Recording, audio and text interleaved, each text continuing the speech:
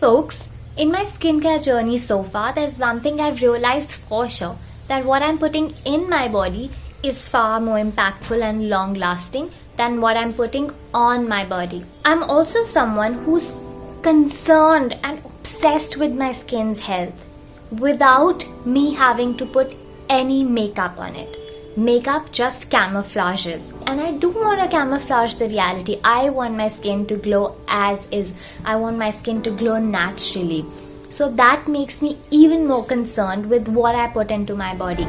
Have you ever considered that maybe what you're putting in your body is actually causing you those dark spots and pimples? I mean, the pimples which leave behind those dark spots? If you haven't already, then maybe this video can be some sort of shining light for you. And in case you're already aware of it, I hope this video can help build up on that knowledge, because in this video I'll share my list of items which I totally have to avoid or ignore in order to live a healthy life and have healthy skin, because my skin is so reflective of what's happening inside. And it could be that many of our skins are very reflective of what's happening inside. What's happening inside shows first on my skin and then anywhere else. Sometimes that's what I feel. So if you haven't given this topic a thought, I think it's high time that you do now, because if you are someone who's constantly fighting with acne and breakouts, then this topic is something which is very important for you. Now, I want to make a little disclaimer that whatever the list I mention is specific to me. It's not an ultimate list. It's not a complete list. Everybody is different. And hence I would always recommend to you the elimination diet, wherein you eliminate one by one all the potential triggers. I'll talk about it. I have a note which I have made, which I'll read to you. So when I talk about when I read that note to you, you'll understand what I'm talking about. So yeah, so basically my list is not exhaustive. You will have your own list, and this is just my experience. So let me read out what I've written for you guys. How many of you have been in a relentless battle with acne? Sometimes when they go away, you feel a feeling of victory, and then they come back to crash your happiness party. They themselves keep coming and going, but what they leave behind are scars, deep-pitted scars, and PIH, also known as hyperpigmentation or dark spots or acne spots. If deep pimples keep happening at the same spot, they leave us with deep-pitted scars of various shapes, and these shapes do not fill up without professional intervention, which is mentally taxing and financially draining. All of this often makes me wonder if we could get to the root of it all. This root cause often lies in our diets. There are certain categories of food items which cause our immune system to start fighting our own body and hence causing inflammation in the body. The reasons for this immune system response now could be emotional, spiritual,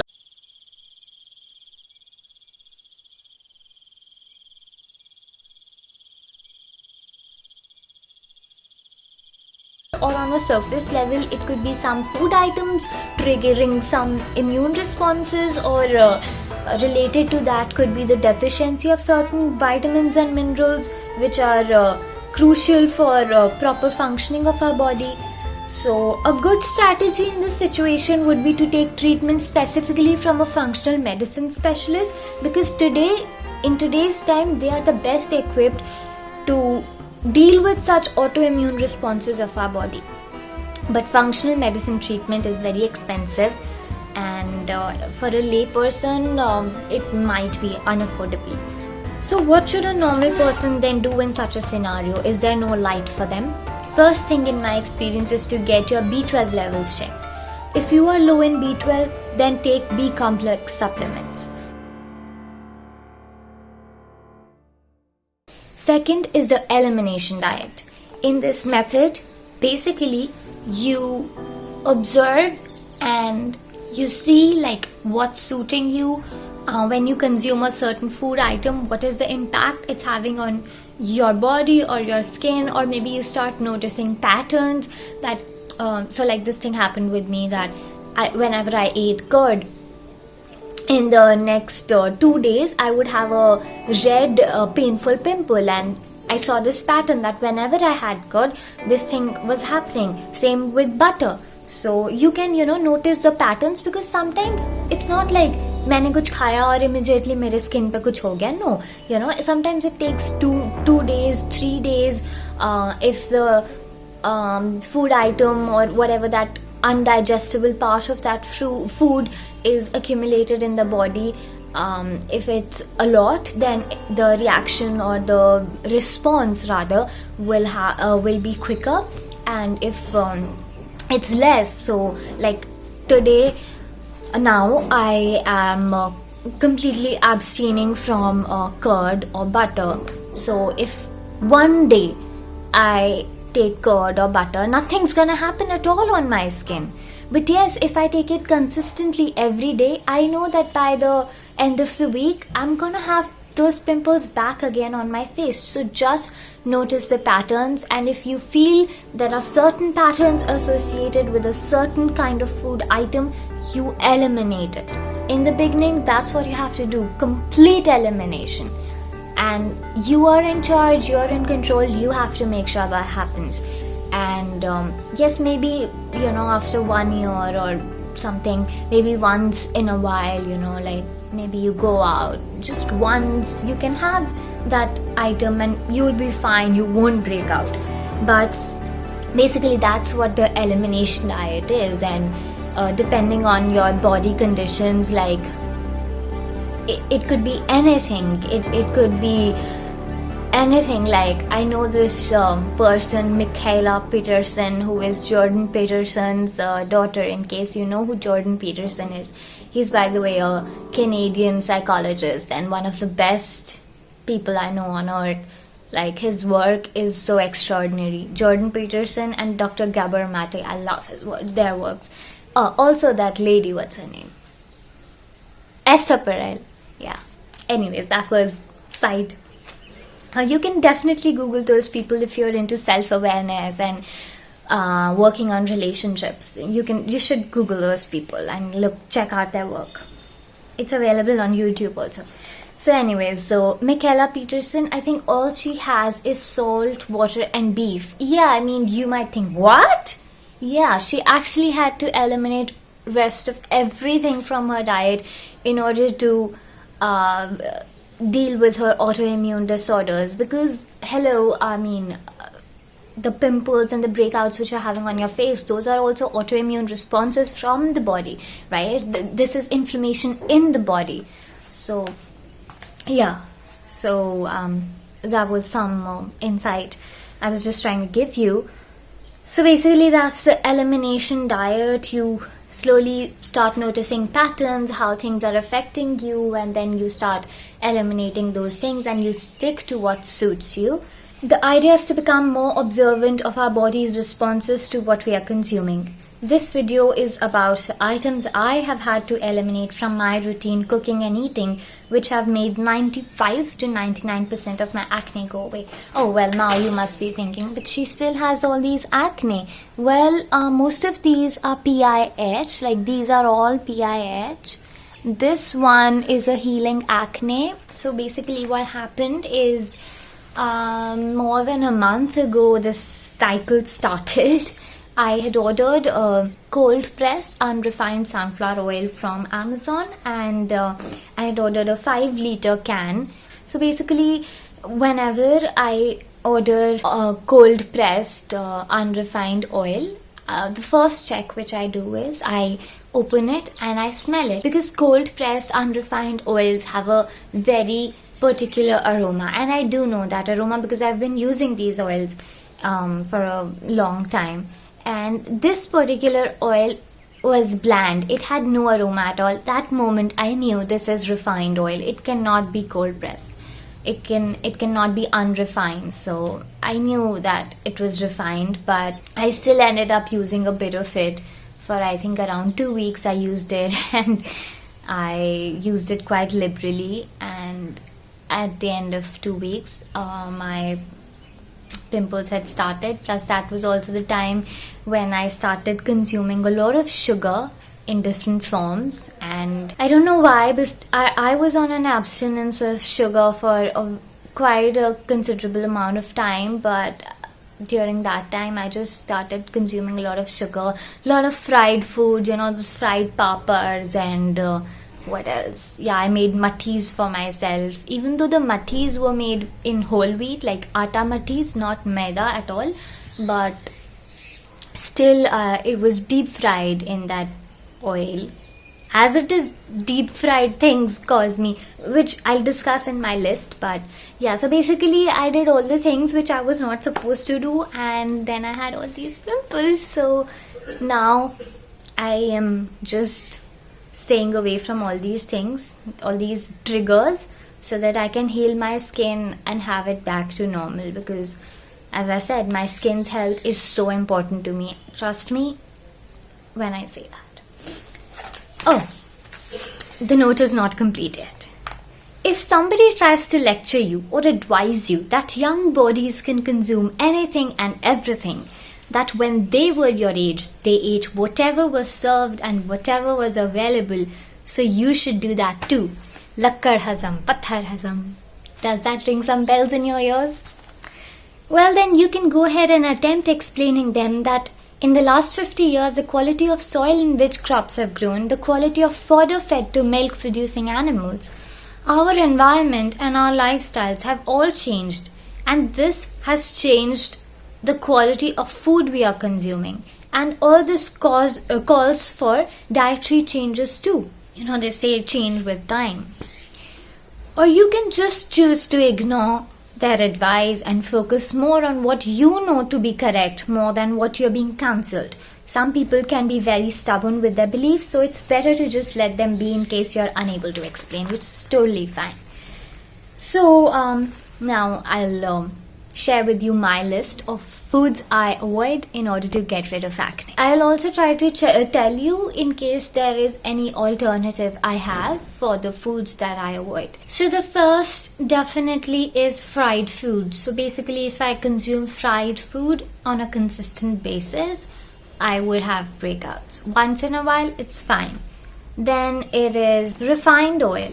So basically I substitute refined oil with cold pressed virgin oils like safflower oil, sunflower oil, groundnut oil, olive oil, coconut oil. Next is all the milk products, which is like your cheese, butter, milk, paneer, curd, yogurt, milk, cream, everything on that side. So paneer can be substituted with tofu.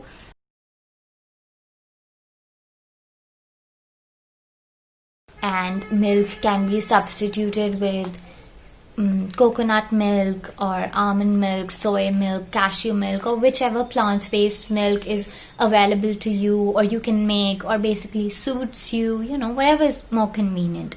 Any plant-based milk. So I often, so basically when I make sweet dishes, I don't use ghee, like, when you make halwa or laddus or whatever. So I basically only use a cold pressed coconut oil. Yeah, so you must be thinking, how can we substitute cheese and butter? Well, there are some vegan alternatives which we can buy on Amazon, but we have to be careful because some of them have carrageenan and that's not safe. But I think as the world is evolving more towards veganism, like the more we are understanding veganism, the more it's becoming acceptable and common. I'm sure, people will come up with more recipes. I think online on YouTube, you can find a lot of recipes for vegan cheeses. So you can take inspiration from that in case you do like to make things for yourself. So then there is refined sugar, which I substitute with raw sugar, honey or jaggery powder or palm sugar or coconut sugar. Then there is maida, so that I substitute that with whole wheat atta or whole wheat flour. So for example, if I want to have noodles, so I would prefer to have whole wheat noodles, or if it's pasta, then instead of going for the usual refined wheat pasta, I would go for whole semolina wheat pasta. And yeah, similarly, so like I told you, I made mattis, so I would not make them with maida, I would make them with whole wheat atta, the ones which we use for making rotis. Similarly, when I bake a cake, so I use whole wheat flour instead of maida. So these are little choices which you can make, little differences. And maida is basically refined wheat flour, and it doesn't have any nutrients, it's just empty calories. It just gives your body those calories, no nutrients. More than that, it wreaks havoc on your digestive system, and digestive system is directly linked with all these breakouts and everything. Then I would have said that I eliminated non-veg food, but actually I had already not been consuming non-veg since the past 10 years. So, but I just want to say that meat and all the non are considered potential acne triggers. So if you're a non-veg consumer, I would say that just put a stop on that as much as possible, and then see the difference for yourself. Oh, there's one more thing, which is Vanaspati Ghee. So Vanaspati Ghee is basically hydrogenated vegetable oil. It's not ghee, it's just solidified vegetable oil, which I think at some point was even banned in Delhi, but they still managed to use it somehow. All those chola bhatura stalls and everything where we just love our food, all what they are using for their cooking is Vanaspati Ghee, by the way. You can anytime go and check what they're using. They would have those Vanaspati Ghee cans in their kitchen or whatever. And so yeah, Vanaspati Ghee is basically, it's made with palm oil, and they pass hydrogen gas through that oil to just refined palm oil, and then they pass hydrogen gas through it just to solidify it.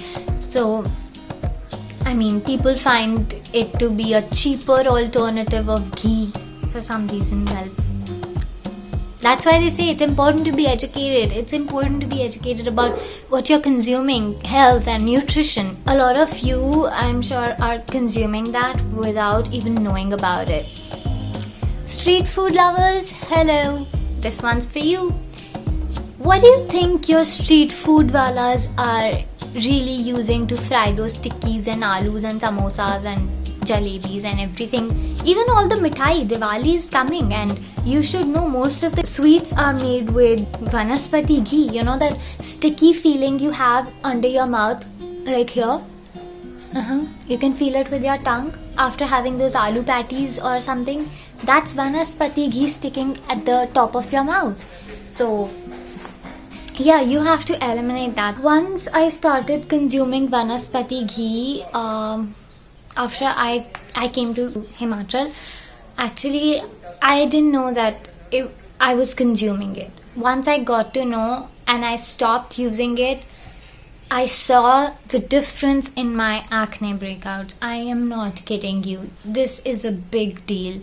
Vanaspati Ghee. So if you're like every day you want to eat Vanaspati Ghee wala street food, you know, you've got to stop. See, once in a while, trust me, it's fine. But every day, like, I know some of us are addicted to street food every day. Every day we want to have those noodles or soya chop or anything. I don't know. All those things. So for me, I would say like the alternative to that is start cooking yourself. You know, when you buy cooked food, you really have no control over the ingredients they are using. But when you make food yourself in your kitchen, you have all the control over it. When you buy from outside, most of that street food is full of maida and aloo, potatoes. But when you make it at home, you can make it so much more nutrition dense by adding in such a different variety of vegetables to it. It's so worth it. You should try it. Definitely, I would say. I mean, don't shy away from it. There are so many recipes online, on YouTube as well. So you can just, and you know what? You can even improvise on those recipes. If you feel like, I see her using a bit of maida, okay, let me try making it without maida, or something like that. And maybe you can put your own dash of vegetables into the recipe, because that is what will make it enjoyable and nutritious. Oh, and by the way, I would have linked my almond milk recipe. I also want to link one video which is called what is vegan food, so you should watch that video too. And there's also one pasta recipe which I have uploaded, so you can watch that, because that's one very nutrition dense recipe. So far the video has already gone too long, so I would like to stop it here. Okay, and take care and try this thing, try the elimination, try to start eliminating from what the list which I've mentioned, and see the effects that they have on you. And if you have any queries, let me know in the comments. Bye, take care.